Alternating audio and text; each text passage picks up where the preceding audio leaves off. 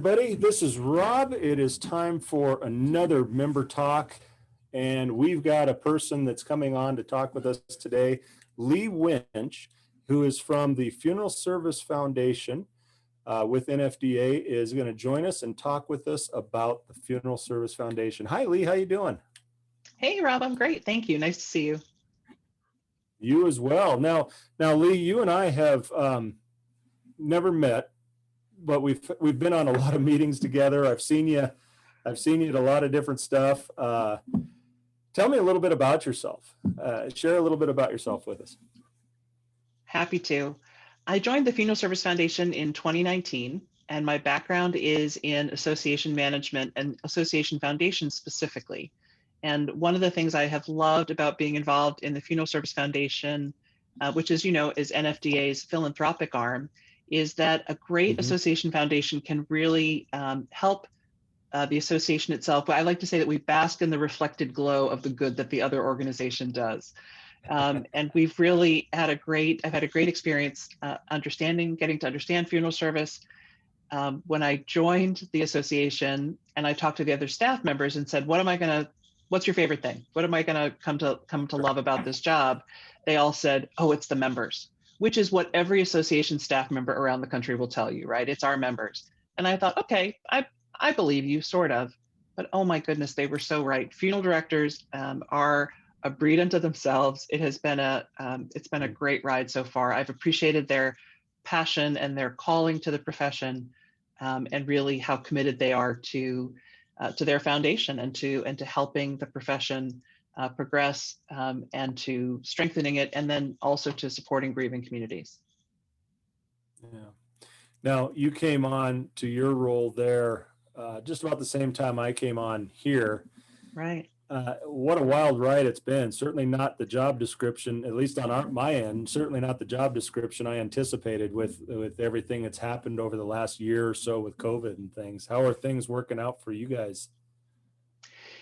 You're right. It's been quite a ride. I think I had 6 months or so in the office getting to work with the other members of the foundation team and with the NFDA staff, and then came home to work from here. But it has it's been really I think we've managed to get a lot done. The profession has responded really well in terms of outreach and donations to the foundation. So we've been able to have a great response to COVID. Our team is working really well from home. Of course, we can't wait to get back and be together in the office, but I think we've had a great, strong response despite the circumstances. And lucky for me, I did get to go through an in-person NFDA convention in Chicago and meet so many people that way before we all were banished to our own four walls. Chicago was a lot of fun. And I don't know that I actually got to physically meet you there, but I remember seeing you. But Chicago was a lot of fun, and I can't wait till we can, hopefully in Nashville, get back together. Oh, we're planning on it. Then I can actually meet you. Thank you. Me too, Rob. Well, the foundation, Funeral Service Foundation, as you mentioned, is the philanthropic arm of NFDA. Let's talk a little bit about that. I know that this last year, one of the things that hit everybody was the loss of the ability to get PPEs. I know we had that struggle here in Washington, really, really tough. I mean, we just, being the first epicenter, we didn't have the ability to really plan and see that it was coming like other people did. And so we kind of really got hit hard with the no PPEs, but it was NFDA that stepped up and actually provided us with our first donation of PPE. And that wasn't, well, it was NFDA, but it actually came through the Funeral Service Foundation with the arm of NFDA. That's right. So thank you. Thank you for that. You're welcome. And we're glad we could help. That's one of the great things about an association and foundation working together, is that NFDA and their staff figured out how to source the PPE, and the foundation, through the generosity of its donors, was able to say, if you can find it, we'll pay for it and we'll help you get it out to states. So that was, it was absolutely a collaborative effort, and we were honored to be able to help in that way. And we thank our donors for for being generous enough to get PPE out there. We supplied almost 60,000 masks, N95 masks to through state associations right at the beginning of the pandemic, and it was also desperately needed. Yeah, I've said this before on other podcasts, but we were getting calls from some of our members asking where to find masks. They couldn't get them anywhere. I mean, they were going to hardware stores everywhere. People were using neckties, just tying neckties around their face to act as a mask. And then all of a sudden I get a phone call from NFDA. Hey, you guys need some masks? We'll be happy to send you 1,000 or so. And I thought, wow, yes, please. And there was a like running 3 days later. Yeah. It was a running joke at the NFDA office that we were becoming experts in sourcing, right? Never mind experts in association work, but now we knew how to find stuff. You know, we had secret sources on getting masks, and they worked.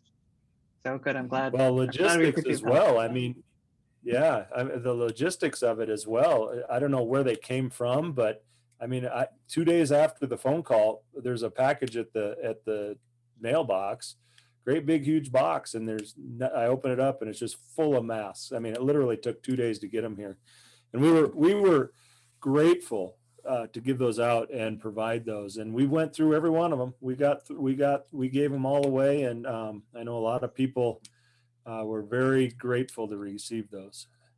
So, well, we're happy to have been able to help. Thank you for that. Let's talk a little bit about some of the other ways that the Funeral Service Foundation helps. I know that you guys have a number of scholarships to different things. You also put on a number of programs as well. And let's talk a little bit about the programs too. You've got one coming up, the Professional Women's Conference. Right. Well, that's actually an NFDA conference, and it's going to be held virtually this year, April 7th and 8th. The great part, or sort of the highlight this year, is that the foundation is able to offer 150 scholarships to that virtual event.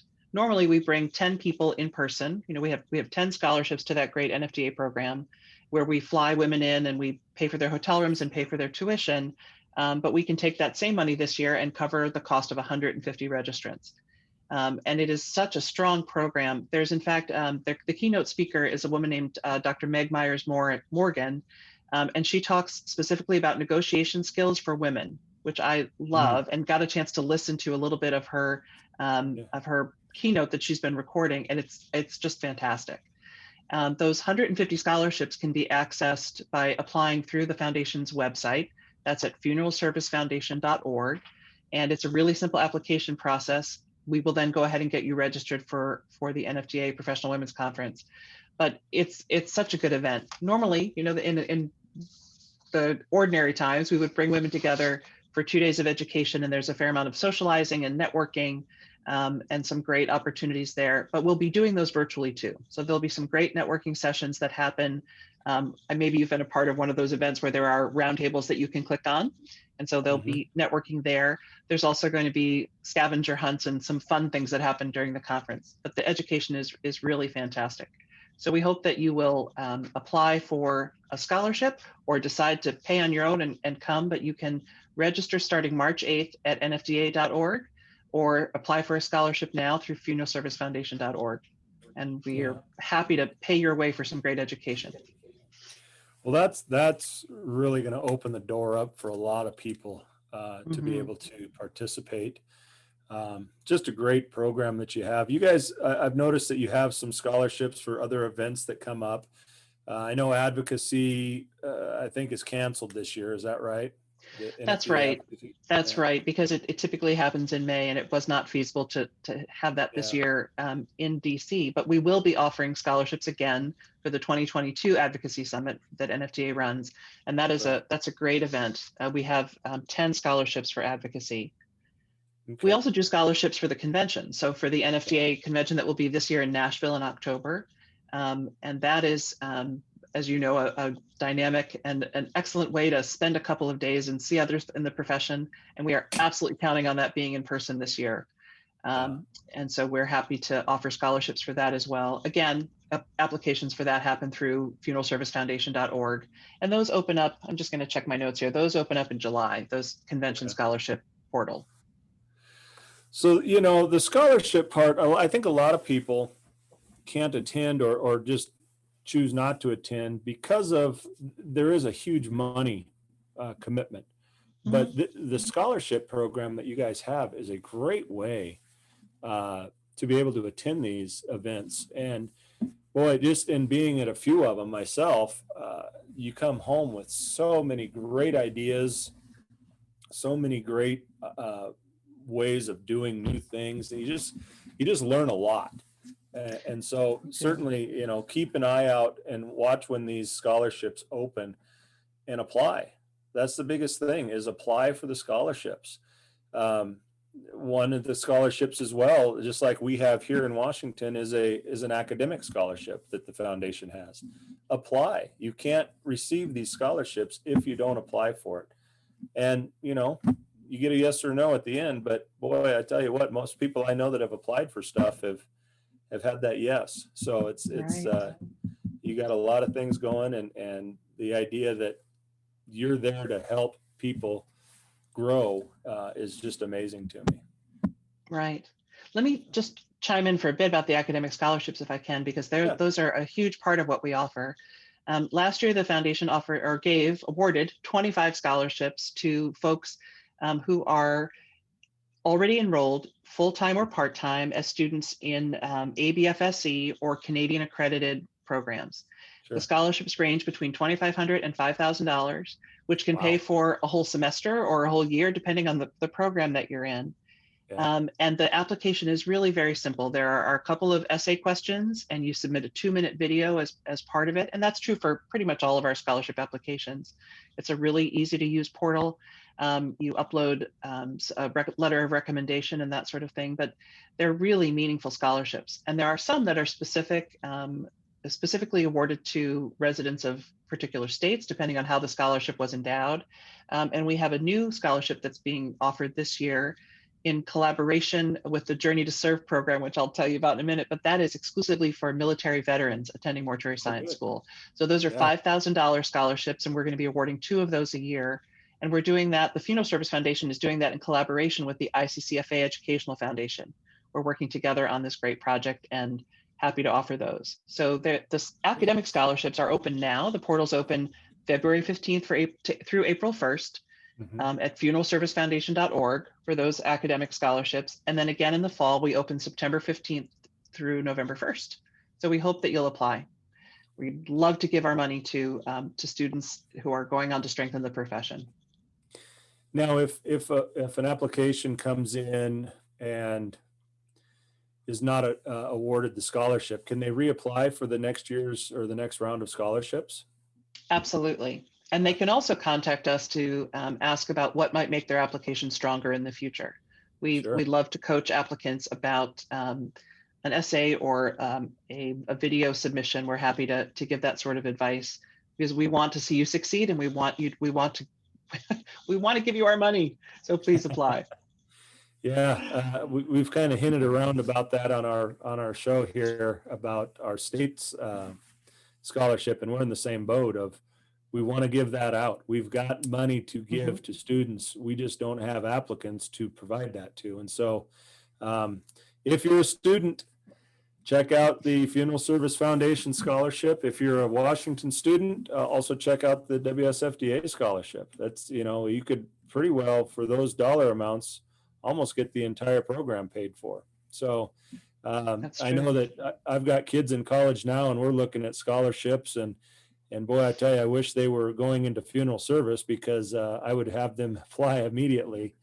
But scholarships are hard. Scholarships are hard to get. You have to meet sometimes very stringent requirements. But I know that the Funeral Service Foundation scholarship application, I know the WSFDA scholarship application, very, very simple to apply. And the only real requirement is that you're in the program. That's right. And we do not consider your transcript as part of our scoring. We're not looking at your grades. We're looking at your enthusiasm and passion for the profession and then of course that the way you answer the questions. But Yeah. you don't have to upload a transcript. That's an important piece, I think. That's really cool. And I'm glad that you're bringing that up, because I know way back when I was in mortuary school, I had no idea that there were scholarships. I really had nowhere to even consider looking. So I'm glad that there are, and that those monies are available to help new students, or not even new students, but students in the learning the profession through the accredited mortuary colleges, that are going to come out and they're going to make a difference. They're going to make a difference in where we go as a profession. So I'm glad that you guys are providing that, Sure. and that we have that ability as well. So let's switch gears a little bit. Funeral Service Foundation has provided some content, and a lot of that content, if I'm understanding correctly, or if I remember correctly, is actually free. It's not necessarily you have to be a member. Some of it you do have to be a member of NFDA to get, but Funeral Service Foundation has partnered with a number of different people to provide some great content. And I think you might have some of the catalogs there with you, or some of the magazines there. Maybe you can show that and talk a little bit I about do. some I'm of these. happy to do a little show and tell. So I'll just point out that the Funeral Service Foundation was founded in 1945 and started as an educational organization. We did some of the first continuing education in the profession. We became affiliated with NFDA in 1998. But one of the things that has held true for us, so we're still separately incorporated, but we are absolutely a part of NFDA. One of the things that has held true for us is that we serve all the funeral service, whether or not you are affiliated with NFDA. So any resource that you ever have access to from the foundation is open to everybody, regardless of your membership status. So we have a couple of things that we've produced, and we call them our resources, but a couple of things we've done in the last year that I think are really worth noting. And this one is specifically for funeral directors and funeral professionals. It's called Caring for Families and Caring for Yourself, and it is a handbook on self-care. One of the things as COVID was starting, and we understood how stressful this was going to be for the people working in our profession, our trustees said, let's look at self-care for funeral professionals. We know that we don't do a very good job of it most days. We're really focused on our families. This is going to put people who are working in this line of, in this area under a lot of stress. So we commissioned a book from Dr. Alan Walfelt. It is a fantastic workbook that really guides you through some great strategies for taking care of yourself. We also have a companion poster, a self-care manifesto that's designed to go in break rooms at funeral homes, or in different settings. And there's also a book club guide in the back of the self-care handbook. You can order these. An individual copy they're all free, but an individual copy is sent to you at no cost. Groups of 5, 10, and 25, you just pay postage to have them sent to you. And those can all be ordered through funeralservicefoundation.org. We have a lot of funeral homes. We just had another funeral home in Ohio who ordered another 50 copies. They are giving them to all of their employees, funeral directors, and everybody who works in the funeral home at all of their locations, and doing a book club on it, and making sure to talk about it and make it part of their staff meetings. So that's been a really great resource for funeral professionals. And the other two things that we offer right now are meant for funeral professionals to share with their families and the families they serve. So this one is called Grieving Alone and Together. It's authored by Dr. Sarah Murphy, who I think was a recent guest on your podcast, right, Rob? Yeah, just 2 shows ago, I believe she was on, and we're going to try to get her back, because we had such a great time talking with her. The information she has is tremendous. She's so great. And she wrote a piece for us. It's called Grieving Alone and Together, Responding to the Loss of Your Loved One During the COVID-19 Pandemic. So it's very timely. It has a lot of great advice about the children in grief, and what a lot of our families have been experiencing, where they've been separated from their loved one at the time of the loss, and the inability to hold a gathering and that sort of thing. So it's a really specific grief guide. We're finding that a lot of funeral homes are using this to give to their families when they come in, but they're also going to hospices and to schools and the places where they can share this grief resource as a sort of a public relations effort to get out. There is space on the front cover. We sort of left this corner open. A lot of funeral homes are adding a sticker or a business card to the front here as they're distributing the resource to their families. again, funeralservicefoundation.org. And then the other, to order those. And the other piece that we have is something that we've had for a few years now. It's called Youth and Funerals. And it is a book that many of our funeral homes use. This is also customizable on the back. You can order it imprinted or you can do it yourself. But this is a great piece that answers the question, should my children be involved in the funeral? And we think the answer is always yes. And this talks a family through why and how to involve a child. We know that it's an important part of the grief process for kids to be engaged and be involved. And many funeral homes use this in their arrangement rooms, but they also bring them to schools, to hospice centers, and to other places where outreach can be really helpful in building a relationship in the community. So Youth and Funerals, Grieving Alone and Together, and Caring for Families and Caring for Yourself. You can order them all and just pay postage at funeralservicefoundation.org under the resources tab. Let me ask you a question about those. How do you come up with the topic? Because it seems that when you release these resource books, when you produce them or create them, it's just before, I mean, literally just before all of a sudden there's questions. For example, I've had numerous calls from people about the self-care. We've had talks about self-care, being funeral providers, and how to create self-care. And as these started coming in, as we started talking about them, all of a sudden, here comes this resource. It's released by Funeral Service Foundation, and it's like, oh, perfect. Look this up, download it, or get a copy ordered. But it just has been amazing because it's every time the question comes up, and there's always been the question about youth and funerals. That's always circulated around.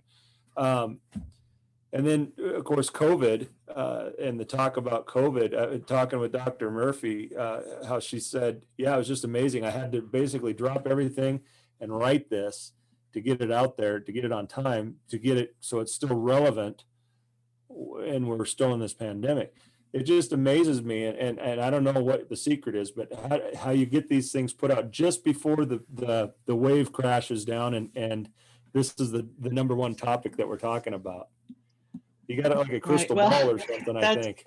I wish we had a crystal ball, but what we do have is a great group of leaders of the foundation. So we have a board of trustees made up of, this year it's 17 leaders. So we have about 60% funeral directors, and then 40% folks from the profession, from industry professionals who support the profession. Okay. And along with the professional staff, our job is to really think about how we can support all of funeral service. And so when COVID was happening in March, we said, all right, what we have to do to help respond here, first of all, we have to raise a lot of money. We will figure out where to spend it, but we have to raise a lot of money. And so we raised $530,000 last year just aimed at COVID relief. And we knew that we were going to need masks. We knew that there were going to be volunteers needed. And so NFDA helped deploy those volunteers, but we helped reimburse them, right? That was our job. NFDA can find the volunteers and send them to the states, but we will pay their way to do that. We will also produce some resources. So this grief guide and the self-care manual were part of what we were raising money for and working on behind the scenes as they were getting going. And then the other thing we did was made grants to 17 different agencies around the country, mostly grief support agencies who were doing work specifically in response to COVID, trying to help families manage their response. And so it's about, forward thinking. That's what we do as association executives and as a professional board, is we look and say, where's the need and how do we fill it, and how do we fill it fast? So we have, again, great leadership, and then a staff team of 3, soon to be 4. We have a 4th person joining our team shortly, and then work, of course, with NFDA on so much of this. Yeah, well, like I say, I think you guys are just doing an exceptional job. I mean, we can stand on the shore and watch the wave coming, but there's Funeral Service Foundation just in front of it to provide assistance and help and things before it crashes. So I think you guys are doing just a wonderful, wonderful job there.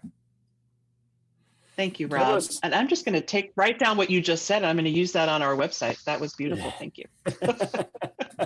Yeah, well, okay, just credit it to WSFDA. We'll be fine. No. Will do. Thanks. What else can you share with us? Well, better yet, let's ask this question. How can we, as either funeral providers, funeral professionals, or just people from the public, how can we partner with and support the Funeral Service Foundation so that you guys at the foundation can continue to support everything new that's coming out? How can we partner with you for that? Is there a way Well, to that's donate? nice Is of you to there? ask.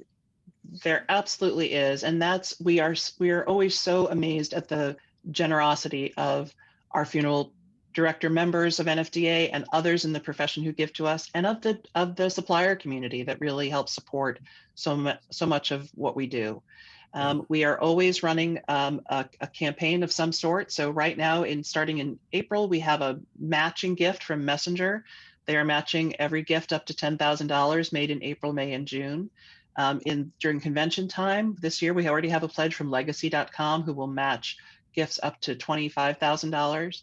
Wow. And we do a fair amount of events, right? So we do a golf outing during convention and that sort of thing, and a lot of end of year giving. But you can always give to us at funeralservicefoundation.org, and we gratefully accept that sort of gift. Yeah. Last year we raised $1.3 million overall, which was a record year for us. Many companies have decided to commit to some of their cremation recycling proceeds to the foundation. And so many funeral homes make a designation to us of 10% or 20% of their cremation proceeds right to the foundation. It's a little bit of a painless way for them to give, in that the cremation provider typically, or the recycling provider, sends the check directly to us. And that has really been a great source of proceeds for us over the last couple of years, and we've been able to do some great programming because of those recycling proceeds. Well, that's a great idea. I know we've had that discussion on here about cremation recycling and what to do with that if you recycle. Are you able to use those funds that come from recycling for various things? But what a great idea to be able to donate that to the foundation to help advance new programs, new resources, help provide help to new students and through scholarships and things. So that's a great Exactly. Plan. Yeah, and Mid States Recycling especially does a great job of that with us. They have been so amazing about helping funeral directors understand that they can make charitable gifts to us that way. That's been great. Yeah. One of the things that when you were talking a minute ago that kind of caught my attention, I guess you could say, is how generous a lot of our suppliers, a lot of our vendors, a lot of our partners. We call them funeral partners because we don't want to pigeonhole them as a supplier or a vendor. But it's amazing our funeral partners, how generous they are, and want to continue to see programs like this grow and move forward. So we certainly love all of our vendor partner or our funeral partners here, and I know that you guys get them on a more of a national scale as opposed to a state. But even at the state level, we've got a number of great funeral partners that come on board. Some of them sponsor this show. Some of them help in many different ways. So yeah. So we're excited. Yeah, we're lucky in that way. They help us financially, and then again, many of them help us on our board too, which we really are grateful for. All that volunteer time is incredibly valuable to us. Sure. Well, Lee, tell us, how can we get in touch with you if we have questions, if we want to talk about some sort of donation, if we want to know more about some of the scholarships? How can we reach out to the foundation to find that information? I'm happy to give you my direct email address, but first I'm going to tell you that if you go to funeralservicefoundation.org, there's an easy to find contact us button, and all of us on the team get those emails. So we'll be happy to respond to you. But my personal email address, I'd be happy to chat with anybody, is my first initial, L as in Lee, my last name Wiensch, WIENSCH, at funeralservicefoundation.org. Awesome. L Wiensch at funeralservicefoundation.org. We're going to put that on the screen so you can see that. I encourage you to be a part of this program. Donate because those donations are going to help a lot of different things. They're going to help future funeral professionals. They're going to help current funeral professionals. They go for many, many different things. Here's a quick question that just came to mind. Can you earmark donations for certain campaigns? Can you say that I want this to go to COVID relief or academic scholarship, things like that? Do you have that opportunity? You absolutely can.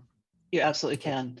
And we have some folks who give to us in a planned giving sense, right? So they leave a bequest gift or a legacy gift in their will.